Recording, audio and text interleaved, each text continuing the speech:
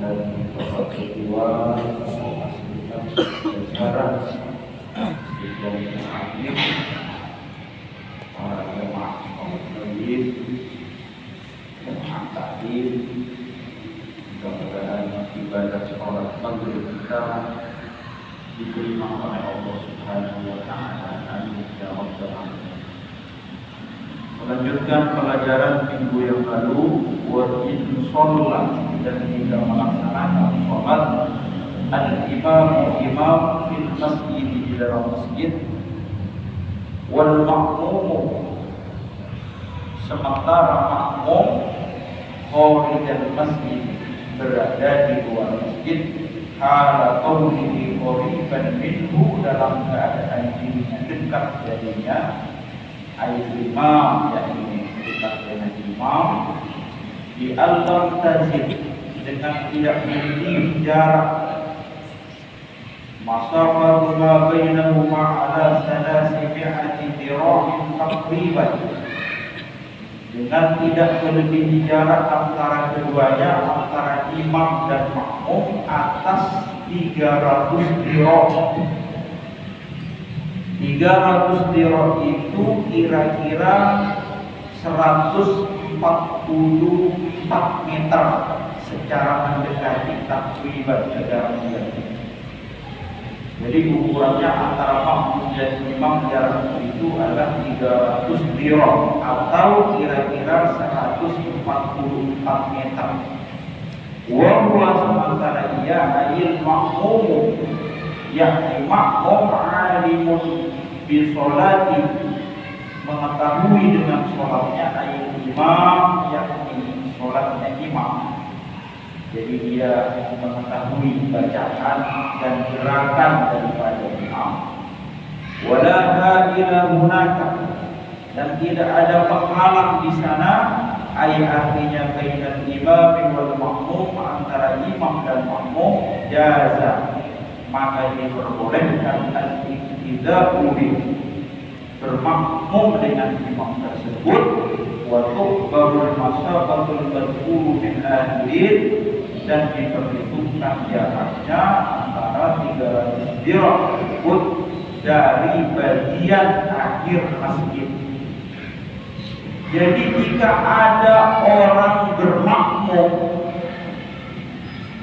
jadi ada orang yang bermakmum antara imam dan makmum di dalam masjid, imam di sini, kemudian makmum itu ada di luar masjid. Tapi walaupun di luar masjid, dia itu mengetahui gerak-gerik imam. Maka walaupun dia sholatnya berjauhan, tapi masih berada di dalam satu masjid, maka di sini, di dalam ilmu fikih itu diatur oleh para ulama, jaraknya antara makmum dan imam itu 300 dirah. Jadi jika imam di sini, kemudian makmumnya ada di luar sana, atau kayak masjid Istiqlal, kan luas, di depan, kemudian dia ada di belakang, jauh dia sendirian ada di belakang dia. Selama itu 300 dirah atau kurang lebih 144 meter, maka itu diperbolehkan bermakmum dengan imam tersebut, selama tidak melebihi 300 dirah atau 144 meter. Jadi sekali lagi, jika ada imam kemudian seseorang bermakmum kepada imam tersebut dan jaraknya itu tidak melebihi 144 meter, maka itu boleh. Misalnya di sini imam, kemudian dia jauh di sana, asalkan dia mengetahui, melihat, maka itu diperbolehkan. Wa in kana al-imam wal ma'mum fi ghairi masjid, dan jika kepada imam dan makmum di selain masjid, ada kalanya imam qada'in au bina'in, ada kalanya di area terbuka atau bangunan lain, tidak masalah selama tidak melebihi daripada 300 dirham atau 144 meter. Yang demikian ini ada 3 pendapat. Jadi jika kita bermakmum, kemudian kita memilih jarak jauh, ada di belakang dengan imam di dalam satu masjid, maka itu kemudian ada 3 pendapat.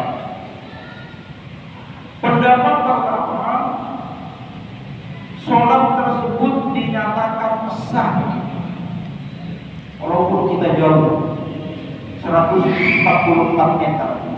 Menurut jumhur ulama, menurut Imam Hanafi, Imam Malik, Imam Syafi'i, itu dinyatakan sholatnya sah walaupun ada berjauhan. Karena berdasarkan sebuah riwayat hadis dari Abi Bakrah, suatu ketika dia sholat di belakang Nabi dan menyendiri, tidak masuk di barisan shaf. Maka setelah sholat kemudian Abi Bakrah tersebut menyampaikan kepada Nabi, wahai Nabi, saya sholat di belakang imam sendirian. Maka Rasulullah itu menjawab, hal tersebut jangan diulangi lagi. Tapi artinya jangan diulangi lagi kamu itu sendirian di belakang, tapi sholatnya tetap sah. Kemudian yang kedua, sholatnya itu tidak sah kalau seseorang berjamaah bermakmum sendirian ada di belakang, maka itu sholatnya tidak sah. Dan ini menurut pendapat Imam Hambali. Jadi kalau kita sholat kemudian kita sendirian di belakang, maka menurut Imam Hambali sholatnya itu tidak sah.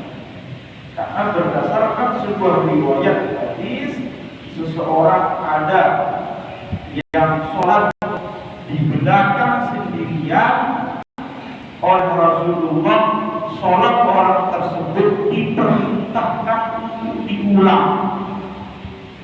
La sholat, tidak ada sholat atau tidak sah sholatnya khalfas shaffi wahidatan aw munfaridan. Dia berada di belakang shaf sendirian, itu menurut Imam Hambali tidak sah.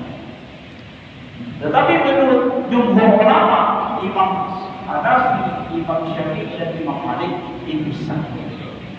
Kemudian pendapat yang ketiga itu diperinci. Jadi orang yang sholat sendirian di belakang itu diperinci. Jika berada sendirian di belakang, dia tidak masuk ke dalam barisan shaf, ada udzur.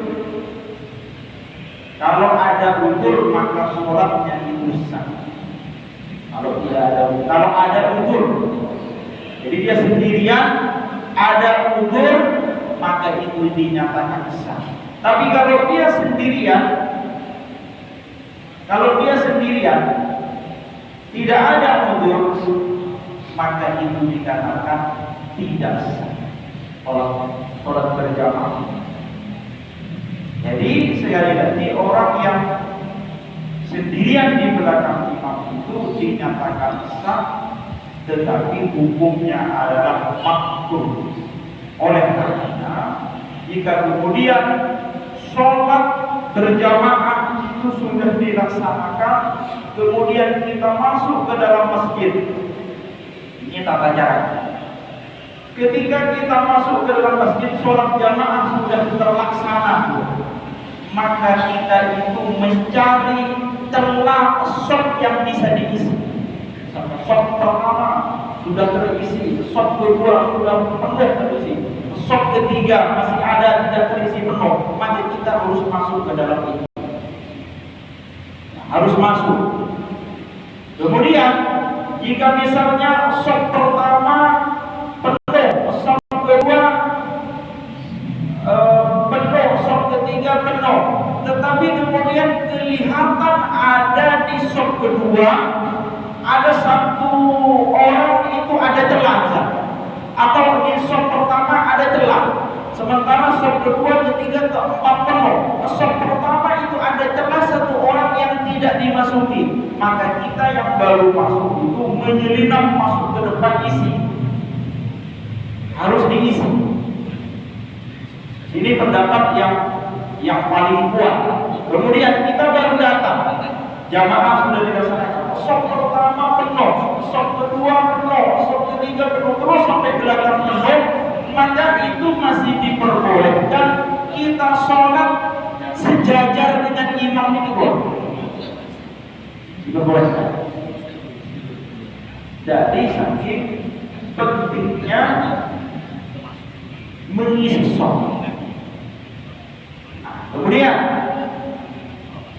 baru kita datang, sop pertama, kedua, ketiga, keempat itu penuh semua, maka kita itu memilih di tengah-tengah. Kita memilih di tengah-tengah. Jika kemudian kita yakin akan ada orang lain nanti yang akan datang dan berada di samping kita, maka boleh kita berada di tengah sendirian. Karena kita yakin bahwa nanti ini akan banyak jamaah yang lain yang akan mengisi sop berikutnya, itu tidak salah. Tapi jika kemudian kita itu sudah penuh, sop pertama, kedua, ketiga itu sudah penuh, kemudian kita sudah yakin tidak akan ada sholat, tidak akan ada orang lagi yang akan masuk membarengi kita, maka menurut ulama itu kita boleh menepuk punggung orang yang ada di depan, ditepuk punggungnya.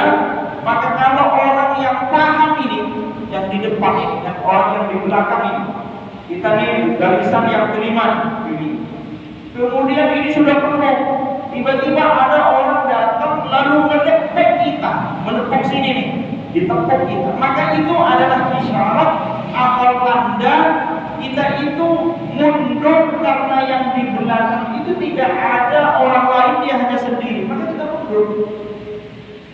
Kita mundur selangkah dua langkah, membarengi orang tersebut menjadi dua orang. Kemudian yang kosong ini, kemudian yang di sebelah kita itu menutup celah itu.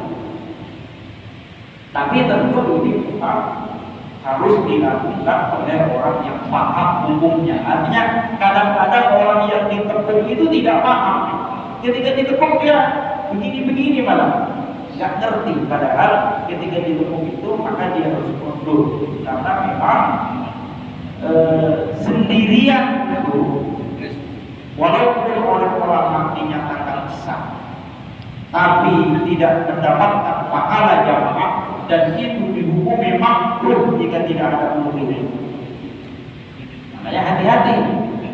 Jadi kalau kita sholat berjamaah, jangan pernah kita membiarkan ada celah satu dua orang yang kemudian sop itu dibiarkan sampai sholat itu selesai. Kalau kita berada di belakangnya, di depannya kosong, walaupun kita sholat berjamaah, maka kita tidak mendapatkan pahala jamaah. Makruh, walaupun itu sholatnya sama dengan sholat sendirian. Ya, makanya harus diisi dari pertama sop kanan, terus penuh. Makanya kan Rasulullah sebelum memulai dilihat dulu, istawu alaihi, dilihat dulu. Jadi kalau masih belum rapi, belum terpenuh bagus, tidak dimulai oleh Nabi. Jadi saking pentingnya. Dan sop pertama itu adalah sebaik-baiknya dan paling utama. Makanya sampai Rasulullah bersabda, Innallaha wa malaikatahu yusholluna fi shofil awal. Allah dan malaikat-malaikat itu bersolawat kepada orang yang menempati sop paling depan. Jadi sop depan itu adalah paling utama. Cuman orang kurang semangat untuk mengisi sop, kadang-kadang harus dipaksa. Padahal sop pertama Allah dan malaikat-malaikatnya bersolawat mendoakan orang-orang yang berada di saf pertama atau mengisi sholat. Jadi seperti itu. Jadi memang di dalam kitab ini dijelaskan fasyartu alla yazida ma bainahuma ala salasi mi'ati dirahim wa alla yakuna bainahuma hailun. Maka syaratnya adalah harus tidak melebihi sesuatu jarak antara keduanya atas 300 dirham atau 144 meter dan harus tidak ada penghalang di antara keduanya. Maka menurut kitab takrib ini boleh memang kalau sendiri kita sholat di sini dan kita ada di paling belakang, selama itu tidak melebihi 300 dirham atau 144 itu boleh, sah sholat. Sholatnya sah.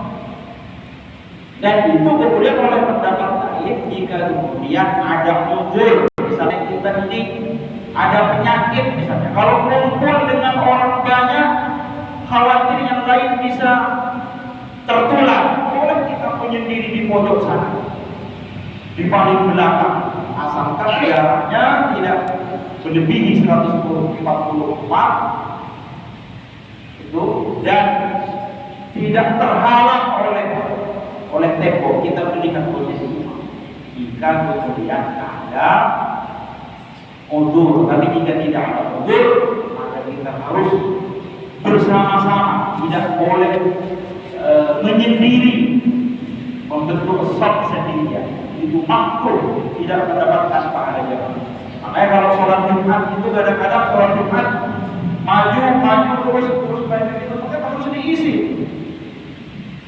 Harus yang kosong itu kita isi. Kalau di depan kita kosong, kita harus isi. Kalau kita tidak isi, dibiarkan celah itu, maka dalam riwayat, kenapa kok kita harus menutup celah? Maka karena celah shaf yang tidak diisi itu akan diisi oleh setan. Jadi paham? Sekali lagi, penting kita mengisi shaf yang kosong. Karena kalau kita tidak mengisi itu makruh jika tidak ada udzur dan kita tidak mendapatkan pahala jamaah.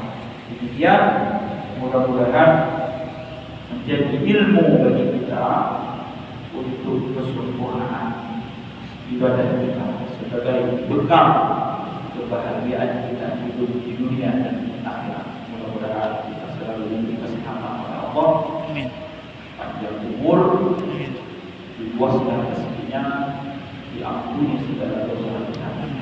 Ada yang